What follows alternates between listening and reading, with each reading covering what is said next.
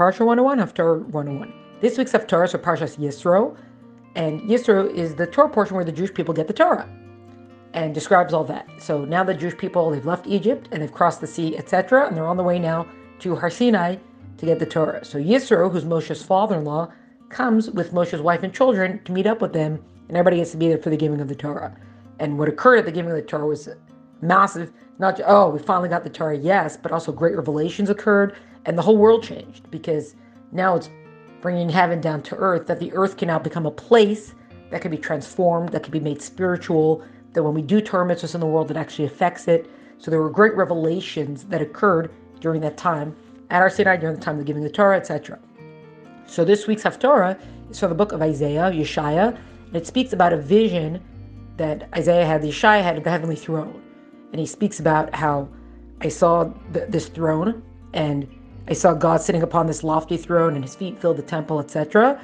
And there were seraphim, the seraph angels, were standing there in attendance, and it describes them that they had 6 wings, 2 to cover their face to not see the divine glory, 2 to cover their feet with, and 2 for flying around with, to do what they got to do with.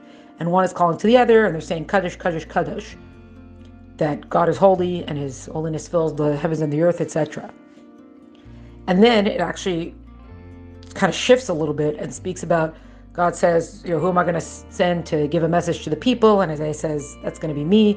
And it's about how if they don't do what they're supposed to be doing, that they have eyes and they don't see, and they have ears they're not hearing, and they're not doing, as in to see God and hear God and to learn about God, etc. And then they're going to be exiled. So it actually takes a little bit of a sad twist to the Haftarah, but it ends off saying that after this exile occurs and there's going to be dispersion, then like a tree trunk from which new roots can grow, you have this core, I guess you could say, the Jewish people, they will, like a tree trunk, they will regrow. And just one thing that's interesting in the way it's described is that it says the seraphs, the seraphim angels, they stood in attendance above him. So it seems him as in the God him, capital H him. And that seems an interesting description. Like, what do you mean they're standing above him? What's going on here? So on one hand, it's saying that the vision that Isaiah saw was actually, there's 4 main spiritual worlds, and he was seeing a vision of the 3rd world. So 1, 2, we're on 1. If counting from our world, we're doing 1, 2, 3. Not the highest realm, the realm below that, because that's the realm where the seraphim angels are. And yet it says that he's standing above them. And why is that? Because these angels knew that there's even greater levels of godliness above this world that they're in, even though they're in such a high world, and they yearn for that. They thirst for that. They want to be there. So the description is they stood above him because, as the Baal Shem Tov would say, that where a person's will is, that is where he is. They don't want so much to be there. It's almost like you're basically like there. So the seraphim, they want so much, thirsting for something higher and more, that it's almost like they were there.